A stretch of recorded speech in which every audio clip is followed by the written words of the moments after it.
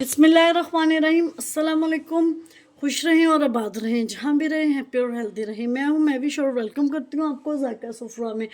आज हम बनाएंगे बहुत ही मज़े का टेस्टी यमी आलू और गाजर का परांठा। परांठे तो आपने बहुत तरह के खाए होंगे, लेकिन इसको ज़रूर ट्राई कीजिएगा।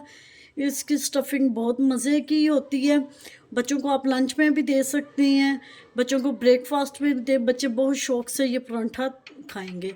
आपने एंड तक ज़रूर वॉच करना है, स्टेप बाय स्टेप फॉलो करना है। अगर आपको मेरी वीडियो थोड़ी सी भी पसंद आ रही हो तो लाइक कर दीजिएगा। अगर आप मेरे चैनल पर न्यू हैं तो ज़ायका सफ़रा को सब्सक्राइब कर दीजिएगा। आइए इस मज़ेदार से रेसिपी को बनाना शुरू करते हैं। इसमें कद्दूकश किया हुआ एक आलू और 2 गाजरें डाल देंगे।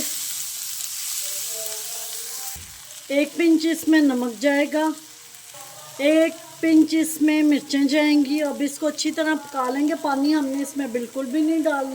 बस जो स्टफिंग हमारी रेडी है, इसको पकाने का मकसद ये है कि इसका कच्चापन ख़त्म हो जाए। अब नेक्स्ट स्टेप कर लेते हैं। 2 मैंने मीडियम साइज़ के पेड़े बना लिया। अब इनकी छोटी छोटी रोटियां बेल लेंगे।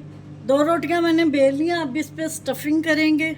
एक रोटी पे मैंने स्टफिंग डाल लिया। अब इसके ऊपर दूसरी रोटी रखेंगे और इसको बेल लेंगे। अल्हम्दुलिल्लाह जी, मैंने रोटी बेल ली है। रोटी मैंने तवे पे डाल दी है। अब एक साइड से पहले इसको अच्छी तरह सेक लेंगे। एक साइड से अच्छी तरह परांठा पक गया। अब इसकी साइड चेंज कर देंगे।